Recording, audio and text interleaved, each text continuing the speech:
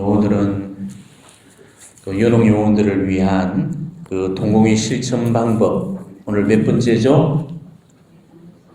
강의가 지금 6번째 강의가 주어지고 있습니다. 그리고 오늘은 바로 십자가의 길 기도에 관해서 말씀을 드릴 겁니다. 우리가 앞 시간들에서는 또 연옥 요원들을 돕기 위한 그 구원의 선물인 종합 3종 선물 세대에 관해서 말씀드렸죠. 뭐였습니까? 미사, 묵주기도, 연도. 이제 여기에다가 한 가지 것을 더 추가해서 제가 4종 종합 선물 세트로 만든다면은 그 한 가지 더 것이 바로 이 십자가의 길 기도가 돼요. 그런데 3종에다 한 가지 것을 더 추가한다고 해서 여러분들이 이 십자가의 길 기도가 3종보다 더 못한 기도다라고 생각해서는 절대 안 됩니다.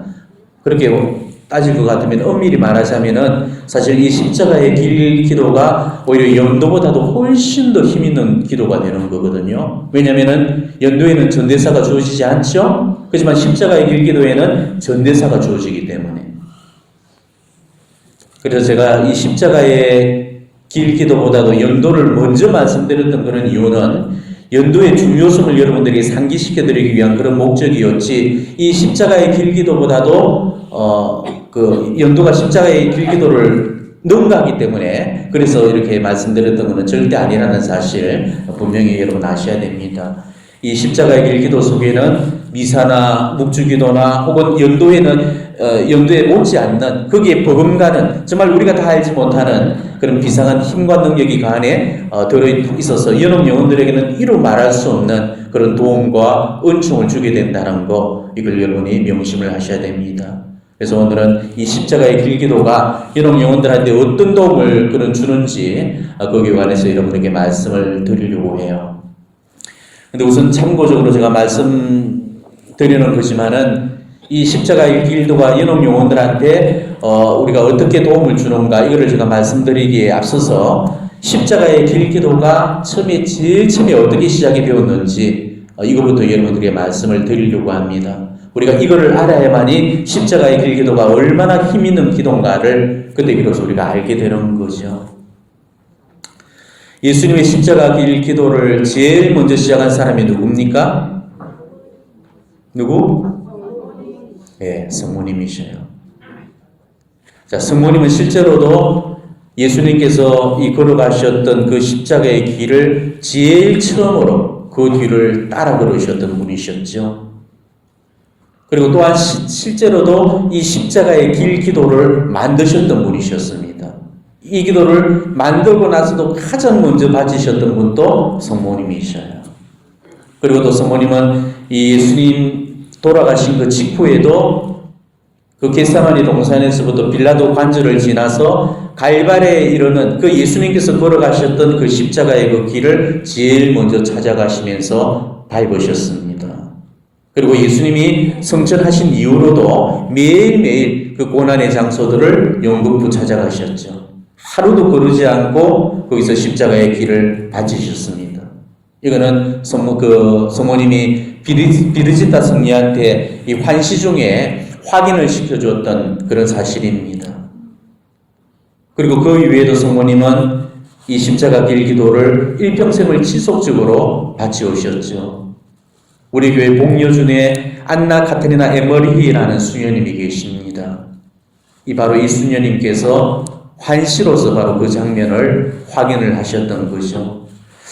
터키에 가보면은 성모님이 사셨던 집이 있어요. 터키의 성모님 집을 그 환시로 봤던 분이 이 안나 카테리나 에머리 수녀님이십니다.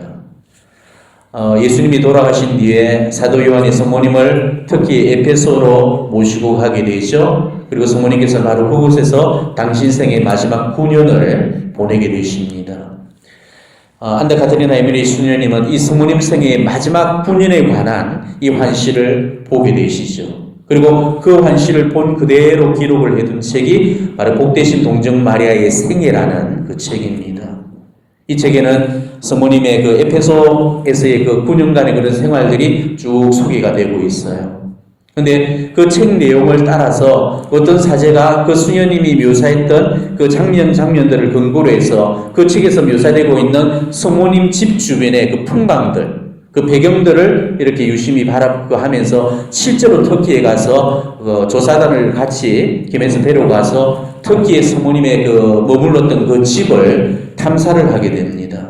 그리고 그 책에 기록된 그곳과 정확하게 묘사된 그 배경과 정확하게 일치되는 그곳을 찾게 되죠.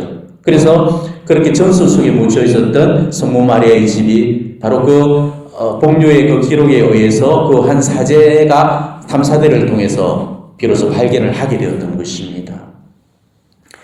아나 카드리나 에메리 수녀님은 그 환시를 통해서 성모님이 손수 집 뒤 그 언덕에다가 십자가의 길을 만들어 놓으시고 늘 오며 가면서 예수님의 손안을 묵상하는 그런 모습을 환시로 보게 되죠. 그래서 수녀님은 당신이 섰던 그 십자가의 길에 관해서 이렇게 그 책에 밝혀놓고 있습니다.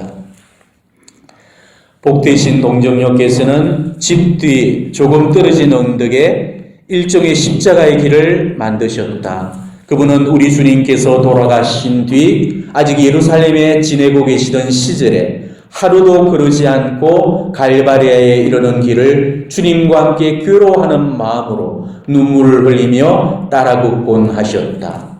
아드님에 대한 사랑이 극진한 나머지 늘 아드님의 고통을 묵상하지 않고는 살아가실 수 없었던 것이다.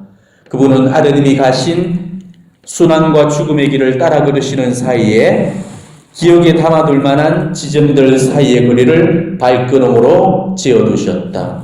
나는 그분이 새로운 거치에 도착하신 직후부터 이 길을 걸으며 묵상하기 위해 날마다 집 뒤에 있는 언덕을 오르시는 것을 보았다.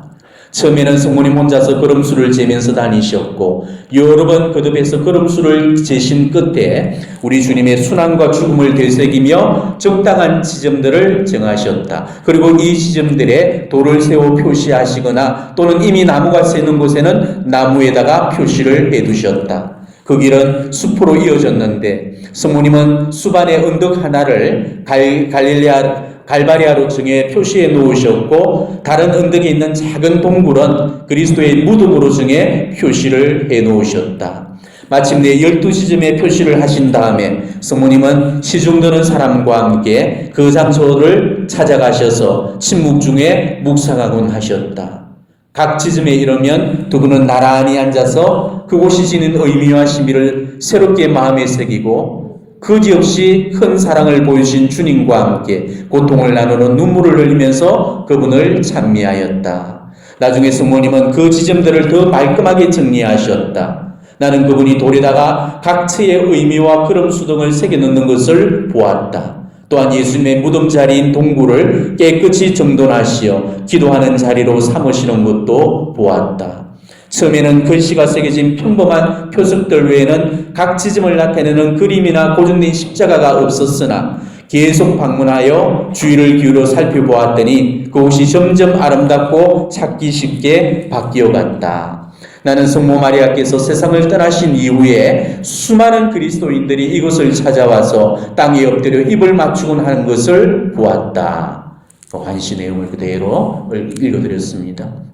그리고 이 끝대로 이 환시가 정확하게 적중이 되죠. 이 안나 카테리나 수녀님께서 보셨던 것은 그 훗날에 그 수많은 그리스도인들이 이곳을 찾아와서 성모 마리아의 집 앞에서 엎드려서 입을 맞추는 것을 보았다고 그러잖아요. 그 환시가 정확하게 일치가 됩니다. 그래서 성요한 23세 교황님도 바로 이 집을 성지로 선포를 해주셨고 그 이후로 복자 바오로 6세가 다녀가셨죠. 또 성요한 바로 2세 교황님이 다녀가셨고 또 베네딕토 16세 교황님도 그곳을 연이어 방문을 하셨습니다. 그리고 우리 그리스도교 신자들 뿐만 아니고 또 이 이슬람 교도들까지도 이 공동 성지이기 때문에 이슬람 교도들도 성모 마리아를 예언자이신 예수의 어머니라고 해서 굉장한 그런 여예언자로서 신봉하고 받들고 있거든요. 그래서 공동 성지가 되는 것이죠. 그렇게 해서 지금 또 엄청나게 많은 그런 방문들이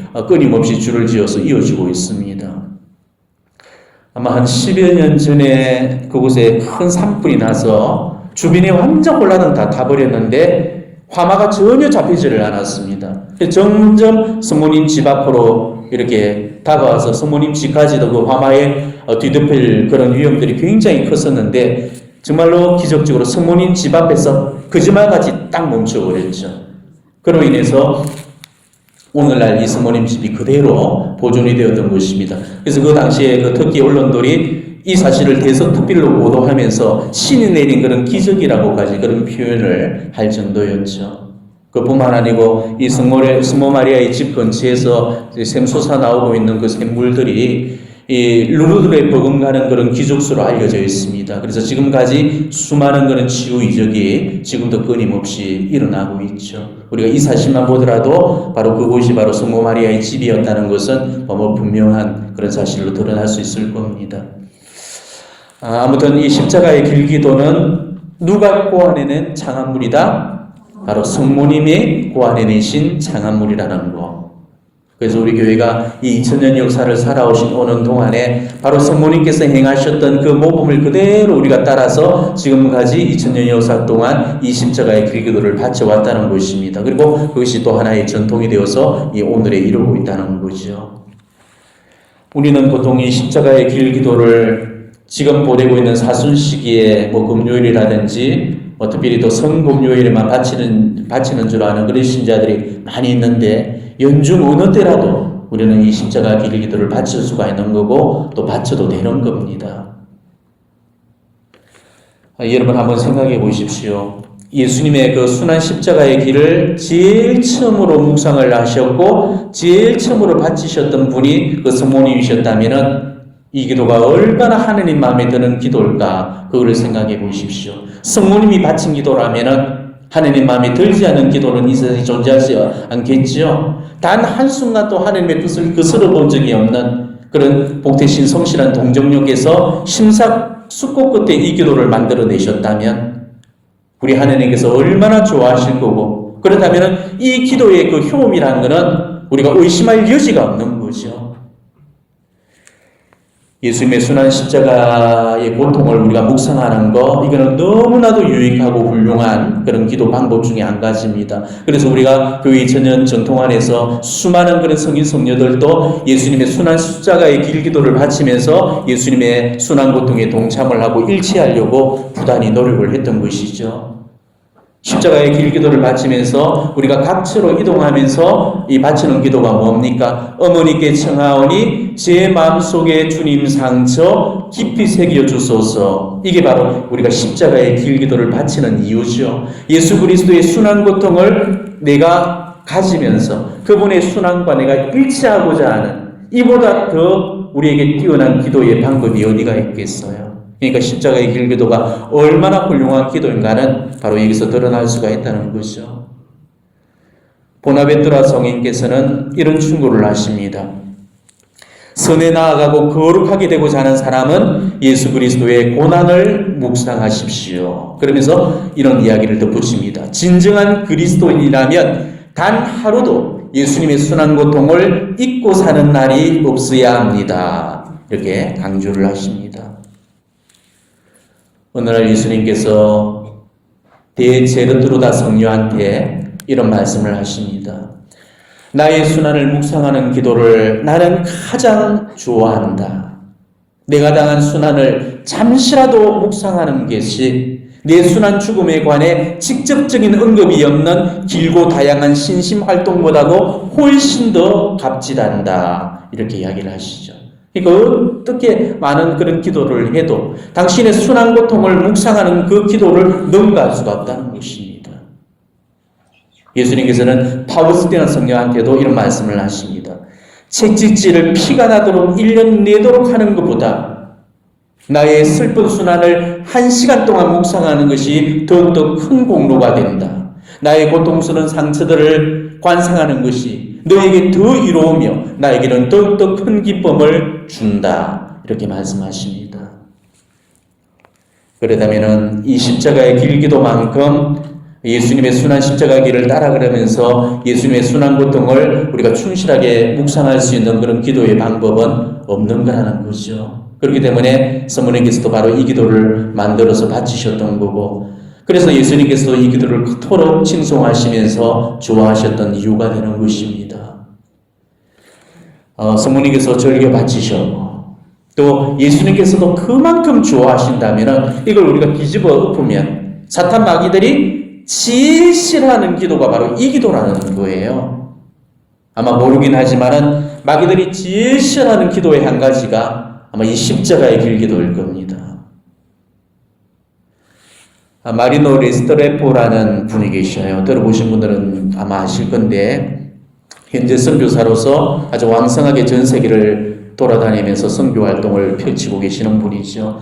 오랫동안에 우리 교회를 떠나서 냉담 생활을 하다가 사고로 죽게 됩니다. 그리고 가사 상태에서 주님의 성정으로 천국과 연옥과 지옥을 다 방문을 하고 이 성으로 돌아오게 되죠. 그리고 현재는 그 선교사로서 전 세계를 돌아다니면서 자신의 그 영적 체험들을 신자들하고 나누고 있습니다.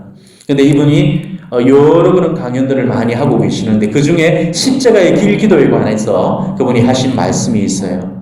그분이 그 강의를 듣게 되면은 이 십자가의 길 기도가 얼마나 힘있고 강력한 기도인지를 말해주고 있는 그런 대목들이 나오게 됩니다. 그분이 이렇게 이야기를 하십니다. 주님께서는 우리 가톨릭 교회에 모든 무기들을 주셨습니다. 주님께서는 저에게 묵주기도와 십자가의 길 기도의 힘을 보여주셨습니다. 여러분은 진심으로 사탄을 고문하고 싶습니까? 진심으로 사탄을 괴롭히고 싶다면 십자가의 길을 하십시오. 그러면 사탄은 도망가고 말 것입니다. 십자가의 길 근처에는 단 하나의 사탄도 다가올 수 없습니다. 그러니 아주 큰 소리로 기도하십시오. 큰 소리로 기도하십시오. 그들이 도망가는 것을 보게 될 것입니다. 믿을 수 없는 힘을 가진 무기를 우리는 지금 가지고 있습니다. 우리는 이 무기로 전 도시에 있는 사탄을 물리칠 수 있습니다. 길을 걸어가며 일터로 가는 길에, 병원에 가는 길에 십자가의 길을 기도하십시오. 그러면 사탄이 묶여있는 사람들을 풀어주게 될 것입니다. 우리는 할 수 있습니다. 우리에게는 힘이 있기 때문입니다. 이렇게 얘기합니다. 자, 우리가 이 사실만 보더라도 이 십자가의 길 기도가 얼마나 막강한 그런 기도인가를 우리는 알 수 있게 되겠죠. 자, 천국이 좋아하고 지옥이 그토록 무서워 떠는 그런 기도라면은 그 기도가 연옥에 막강한 힘을 주리라는 것은 이거는 의심할 여지가 없는 것입니다. 이런 기도를 우리 연옥의 영혼들이 마다할 리가 있겠습니까? 그러니까 얼마나 연옥의 영혼들이 이 십자가의 이 막강한 그 기도의 힘을 우리에게서 지금 받고자 원하고 있겠습니까? 그 연옥 영혼의 비밀 그 책에서 마리아 심마가 그 인터뷰 중에 이런 질문을 받게 되죠. 연옥 영혼들이 지금 당신한테 주로 어떤 부탁을 해옵니까? 라고 물었습니다. 이때 마리아 심마가 이렇게 이야기합니다. 거의 대부분이 미사 복음을 청했고 그리고 그 미사에 참여해 주기를 바랐습니다. 그리고 묵주기도를 해달라 하기도 했고 십자가의 길 기도를 부탁하기도 했습니다. 이렇게 이야기합니다. 그러니까 대부분의 연옥의 영혼들이 이 세 가지 것을 부탁을 했다는 거죠. 자, 그렇다면 연옥의 영혼들은 왜 십자가의 길 기도를 그토록 이렇게 원했을까? 그건 바로 이 십자가의 길 기도가 연옥 영혼들한테는 천국을 열어주는 바로 열쇠가 되어주기 때문에 그래서 연옥 영혼들이 그토록 간절하게 마리아 심마에게 십자가의 길 기도를 요청을 했던 것입니다.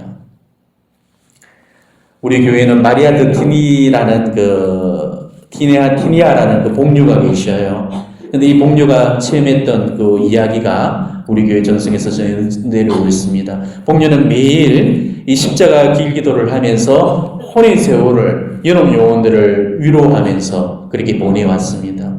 그런데 이 복류가 언젠가부터는 열성이 점점 식어가기 시작했죠. 그래서 나중에는 이 십자가의 길 기도를 연옥 영혼들을 위해서 더 이상 바치는 것을 중단을 해버리고 말았습니다. 그런데 어느 날인가 죽은 지 얼마 되지 않았던 자기 수도의 그 한 수녀가 그 복녀한테 나타나서 슬픈 표정을 지으면서 이야기를 하는 거죠. 나의 자매여, 어찌하여 옛날처럼 나와 연옥의 영혼들을 위해서 십자가의 길 기도를 바쳐주지 않습니까? 근데 그 말이 있고 곧이어서 예수님이 나타나셔서 굉장히 화가 난 엄한 얼굴로 꾸짖듯이 이렇게 말씀을 하셨다고 합니다. 내 딸아, 너의 태만이 나를 성나게 하구나. 십자가의 길기도는 연옥 영혼을 위해서 비상한 공덕이 된다. 그것을 상기시키기 위해 지금 이 수녀를 너에게 오도록 한 것이다. 이 기도의 중요성을 다른 수녀들에게도 알려라. 그들에게 죽은 이를 위해 이 기도를 하도록 권면하여라. 이렇게 말씀하셨다고 합니다. 자, 방금 예수님께서 하셨던 그 말씀 다시 한번 상기해 보십시오. 십자가의 길기도는 연옥 영혼들을 위해 비상한 공덕이 된다는. 그래서 아우구스티노 성인께서도 이런 말씀을 하시죠. 예수 그리스도의 고난을 생각하면서 흘리는 그 단 한 방울의 눈물은 예루살렘 성지 순례나 1년간의 금식보다도 더 낫다고 그랬습니다. 어느 날인가 파우시디아 수녀님한테 예수님이 이런 말씀을 하십니다. 네가 세시를 알리는 시계 소리를 듣거든 자주 나의 자비를 흠숭하고 찬양하며 너 자신을 네 자비에 완전하게 잠거라. 온 세상을 위해 특별히 불쌍한 주인들을 위해 나의 자비의 전능함을 청하여라. 그 순간에 모든 영혼을 위해서 자비의 문이 활짝 열리기 때문이다. 시간이 허락하는 한 이 시간에 십자가의 길을 바치도록 최선을 다하여라. 이렇게 말씀하십니다.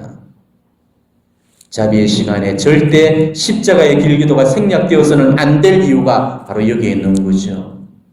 자, 여러분은 보통 자비의 시간이면 자비의 신심을 지키는 분들이기 때문에 자비의 기도는 분명히 바치고 있을 겁니다. 하지만 자비의 신심을 정말로 지키고자 원한다면은 예수님께서 하셨던 그 말씀을 여러분이 지키셔야 됩니다. 반드시 십자가의 길 기도와 더불어서 자비의 기도가 바쳐져야 된다는 거죠. 그래야 보다 더 완전한 우리는 자비의 신심을 지켜갈 수가 있는 것입니다. 세시라는 이 시간은 예수님께서 십자가의 길을 완성하셨던 그 시간입니다. 이 시간은 사탄이 패망했던 시간입니다. 지옥이 회파되었던 시간이죠. 예수님께서 승리하신 구속의 시간이었기 때문에 이 세시의 시간을 사탄 마귀는 말할 수 없이 두려워하고 그 트라우마 속에 있습니다. 그래서 사탄 마귀가 힘을 잃고 예수 그리스도가 승리한 그 시간에는 하느님 자비의 모든 은총의 문들이 다 열리고 그 은총의 그 수로를 향해서 흘러들어온 그 은총들이 지상의 우리 교회의 일원들과 연옥의 영혼들에게 한도 끝도 없이 닿게 되는 거죠. 그렇기 때문에 우리가 오후 3시에 바쳐지는 이 십자가의 길기도만큼은 정말로 우리가 포기되어서는 안 되는 기도입니다. 2000년 전에 이 십자가 사건을 그대로 재현하고 그대로 기념하는 시간이기 때문에 우리가 그 어느 때 바쳐지는 그 십자가의 길기도보다도 더욱더 비상한 힘이 바로 그 시간에 주어지게 된다는 거죠. 이런 놀라운 힘을 가지고 있는 그 시간의 길기도를 우리가 포기한다는 것은 얼마나 대단한 영적인 손실이 되겠습니까? 그러겠죠? 우리가 진짜로 연옥 영혼을 돕고자 원한다면은 자비의 시간은 오후 3시 시간을 절대 허비하거나 낭비하시면 안 됩니다. 자비의 기도와 더불어서 십자가의 기도를 꼭 바치도록 여러분에게 부탁 말씀드립니다. 그러면 우리는 연옥 영혼들한테 가장 힘있는 그 동공 기도를 전달해 주게 되는 거예요. 예수님의 고귀한 십자가의 은혜가 또 연옥 영혼들에게 구원을 얻어줄 수 있도록 우리는 십자가의 길기도로서 어떤 식으로든 연옥의 영혼들을 도와줄 수 있어야 됩니다. 우리만이 연옥을 도울 수가 있거든요. 지금 우리한테만 가지고 있는 이 놀라운 특전, 이 능력을 절대 우리는 포기해서는 안 됩니다. 우리가 이 살아있는 동안에 우리가 가지고 있는 이 놀라운 특전으로 어떻게든 우리가 연옥을 돕게 될 때 그 연옥을 도와줬던 그 공로는 결국은 부메랑이 되어서 나한테로 그대로 돌아오게 된다는 거죠. 이 기회를 놓치게 되면 나이가 앞으로 받을 수 있는 나의 기회까지도 소멸이 되는 거예요. 아까도 말씀드렸다시피 십자가 길기도에는 전대사의 은총이 주어진다고 그렇게 말씀드렸죠. 그러니까 여러분이 14처가 설치되어 있는 뭐 성당이라든지 경당, 뭐 야외 또 그런 장소에 그런 데 가서 이렇게 바치면 됩니다. 그리고 한 처 한 처를 직접 발로 옮겨가면서 바치게 되면 돼요. 물론 이제 많은 사람들이 공동으로 바칠 경우에는 한 사람이 대표로 또 이동을 하고 나머지는 제자리에서 바칠 수가 있는데 개인적으로 바친다면 반드시 이동을 하셔야 된다는 걸 아셔야 되고 뭐 아픈 사람들 또 그동이 굉장히 자유롭지 못한 불편한 사람들 이런 사람들은 십자가 길기도가 어렵다면 축성된 십자가 사제로부터 십자가를 축복을 받고 그 십자가 우상을 앞에 보면서 십자가의 길을 바쳐도 전대사의 은총이 주어지게 돼요. 물론 우리가 십자가의 길기도를 바친다 해서 자동적으로 전대사가 주어지는 거 아니죠? 전대사를 받고자 한다면은 우리가 우선적으로 은총 지위 속에 머물러 있어야 되죠. 그러니까 죄가 전혀 없는 상태에서 그 은총을 받을 수가 있는 거예요. 실종 상태에서는 은총이 받아집니까? 안 받아져요. 자, 물컵이 지금 이렇게 나와 있을 때 지금 은총이 물이 받아지잖아요. 이걸 엎어놔 버리면은 폭포수와 같이 그렇게 내려져도 단 한 방울도 이 안에는 들어올 수가 없잖아. 그거와 같은 이치죠. 그러니까 실종 상태에서는 전대사의 은총이 주어지지 않기 때문에 그래서 필요한 게 뭐다? 그렇죠. 그래서 고해성사가 반드시 필요합니다. 그래서 우리가 전대사를 받기 위해서는 일반적인 조건도 있고 또 특수한 그런 특별 조건이라는 게 있어요. 자, 전대사의 일반적인 조건이라는 게 뭡니까? 일반적인 조건. 어떤 전대사건 간에 공통적으로 다 적용되는 그런 보편적인 조건을 이야기하는 거죠. 그러니까 어느 전대사가 주어지든 간에 이거는 반드시 해야 된다는 거. 먼저 고해성사, 그리고 미사참례, 그리고 영성체, 그리고 교황님의 지향에 따른 기도. 우리가 매일 미사책 전면에 보면 교황님 지향의 어떤 그달의 지향 기도가 있죠. 그걸 놓고 우리가 기도를 하면 되죠. 이게 우리가 일반적으로 해야 되고, 그리고 그보다도 우선적으로 내적 어떤 준비로서 제일 중요한 것은 죄를 짓지 않겠다는, 더 이상 내가 실종 상태에 떨어지지 않겠다는 그 거룩한 결심과 지향을 갖고 바로 이것들을 일반 조건을 채우시는 거예요. 그리고 전대사에 따르는 또 특별 조건이라는 게 있죠. 그 전대사가 주어질 때마다 특수한 어떤 조건에 의해서 또 어떤 조건들이 제시가 됩니다. 성지순례를 하라든지, 지정한 장소를 방문해서 기도를 해야라든지, 뭐 개막식이나 폐막식에 참석을 해야라든지, 그 전대사가 주어지기 위해서 제시하고 있는 그 조건을 함께 채우면은 이 전대사의 은총을 받게 되는 거죠. 근데 이런 일반 조건, 이 특수 조건, 이 중에 한 가지 것이라도 우리가 제대로 충족이 되어지지 않다, 한 가지 것이라도 빠졌다, 이러면은 우리는 전대사를 받지 못하고 결국은 한 대사, 즉 부분 대사만 받게 되어 있습니다. 이 전대사에 관해서는 너무 중요한 그런 문제이기 때문에 제가 이번 이 연옥 강의를 하면서 다음번 시간에 더 자세하게 여러분들 언급을 해드릴 거니까 다음 시간으로 넘기고 오늘 설명은 여기서 맺도록 할게요. 제가 전대사를 언급한 이유는 십자가 길 기도에도 지금 전대사가 수요가 되니까 그 전대사를 우선은 자기 자신을 위해서 우리가 받아야 되겠지만은 우선적으로는 여러분 영혼들에게 먼저 양도를 해드리라고 저는 말씀을 드리고 싶어요.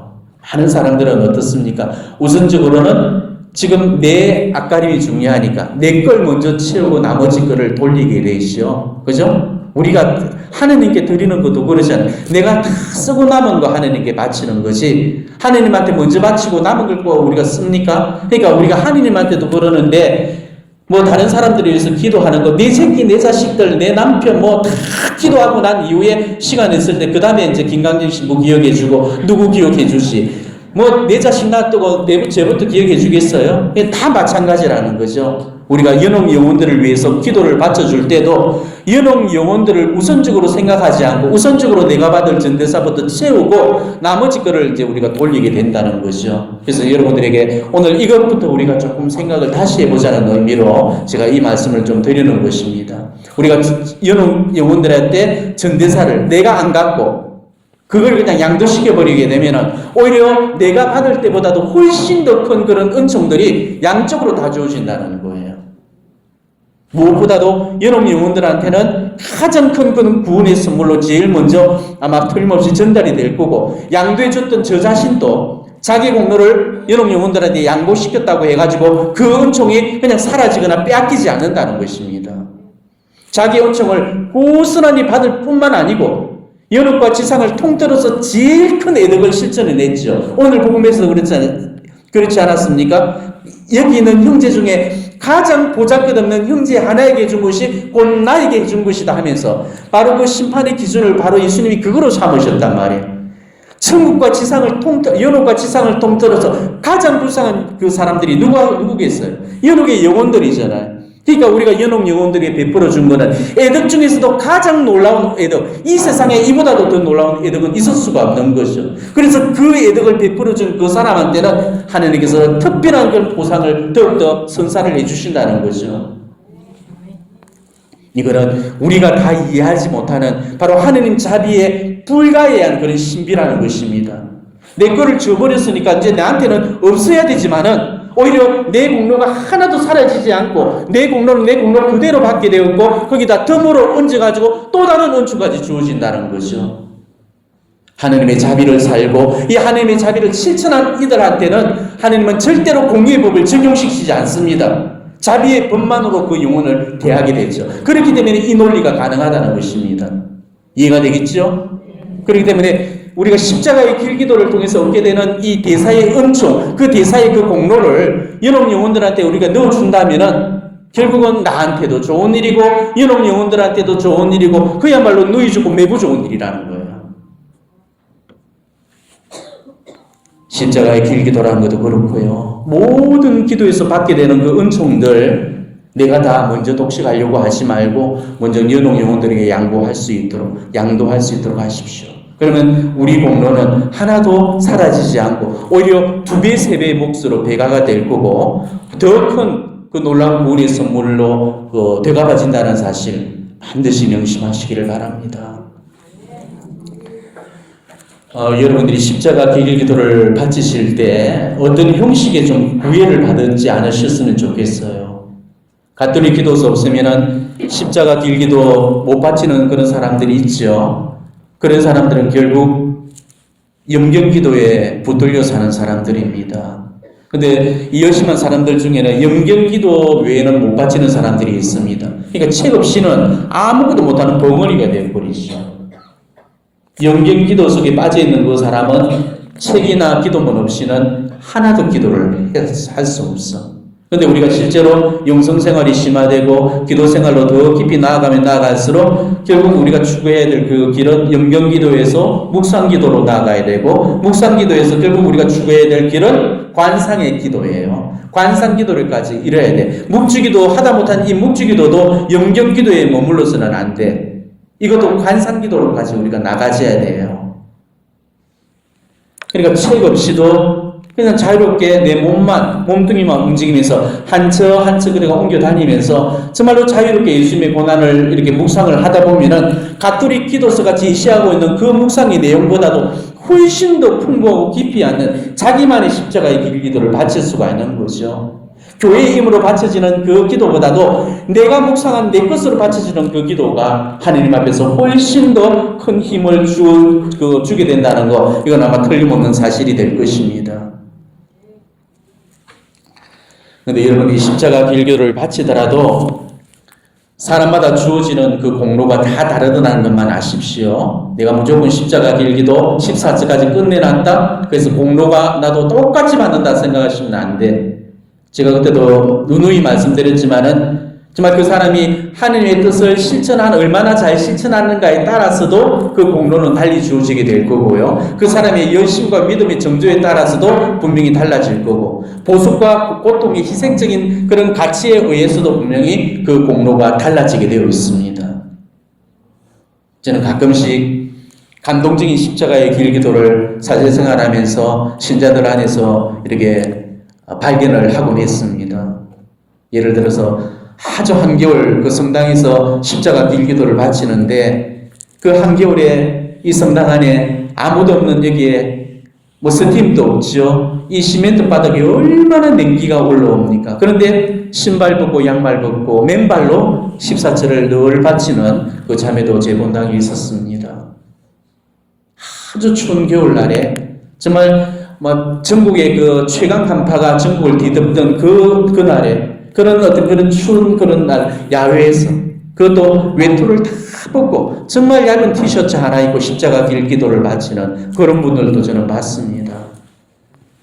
예전에는 제가 있던 그 한 본당에 어떤 청년이 성지순례를 왔는데 정말 가득 진 배낭을, 엄청 큰 배낭, 그 배낭을 그 무겁게 짊어지고 그걸 그대로 지고 14저 길기도를 바치는 그런 모습도 보게 되었어요. 또 어떤 부분은 여름 한낮에 정말 오후 한두 시에 그 뙤약볕에 뜨거워진 그 달궈진 그 길을 땀을 펄펄 흘려가면서 그 십자가 길기도를 또 바치는 그런 모습도 저는 원망받습니다. 자, 이런 십자가의 길기도들은 바로 이중적인 공로를 받게 되는 거예요. 십자가의 길기도를 바친 데에서 따라오는 그 공로에다가 고통을 참아받는 그 희생 공로까지 거기에 더해지게 되는 거죠. 우리는 이 십자가 길에다가 더 큰 희생적인 가치를 얹어서 십자가의 길기도를 배가시켜서 바치셔야 돼요. 만일 그 공로가 연옥에 양도된다면은 아마 그 공로는 그냥 바쳐진 십자가의 길기도보다 훨씬 더 클 거고 연옥 영혼들이 누리게 될 위안과 그 기쁨도 훨씬 더 배가가 될 거라는 거는 이거는 뭐 자명한 사실이겠죠. 그렇지만 이런 십자가 길기도도 정말 훌륭한 정말 기도가 되겠지만은 저거는 그보다도 더욱더 본질적이고 중요한 십자가의 길기도를 여러분들에게 요청드리고 싶어요. 뭐니 해도 정말로 가치로운 십자가의 길기도는 내 삶을 십자가의 길로 만드는 것, 이만큼 훌륭한 십자가의 길기도가 없다는 것이죠. 이만큼 큰 기도가 없는 거고 이만큼 하느님의 들 수 있는 그런 기도가 없다는 것입니다. 그러니까 십자가를 내 삶에서 치우지 말고 예수님께서 주셨던 그 십자가, 예수님 때문에 받아야 되는 그 십자가, 그리고 연옥 영혼들이 다 못 치고 나갔던 그 십자가, 그것까지도 내가 다 치고 나가겠다는 그런 마음으로 내 삶의 크고 작은 십자가를 짊어지라는 것입니다. 자, 연옥 영혼들은 분명히 살면서 자기 십자가를 회피했던 그런 영혼들입니다. 때문에 십자가의 공로가 부족한 영혼들이거든요. 때문에 우리는 외적 십자가의 길과 또 내적 십자가의 길을 통해서 우리는 이 연옥의 영혼들을 도와줄 수가 있는 거죠. 자, 외적인 십자가의 길은 뭐였습니까? 방금 이야기했던 예수님의 순환 십자가의 길을 우리가 직접 각처로 옮겨다니면서 바치는 그게 외적인 십자가의 길기도고요. 내적인 십자가의 길이라는 것은 내 삶을 십자가의 길로 만들어서 바치는 겁니다. 그러니까 외적인 십자가의 길기도도 정말 중요하겠지만은 우리는 내적인 십자가의 길이 훨씬 더 중요하다는 사실을 기억하셔야 됩니다. 지금 나한테서 주어지고 있는 그런 고통스러운 현실 그 자체가 지금 십자가잖아요. 매일매일 계속되고 있는 이 고통스러운 그 현실이 바로 십자가의 길입니다.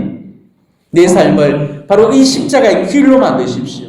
그리고 진짜로 예수님께서 밟아 나가셨던 그 14치의 그런 길을 따라서 내 삶의 여정들도 그 고통스러운 세월 안에서 함께 걸어가도록 하십시오. 이만큼 좋은 십자가의 길기도가 없다는 것이지요.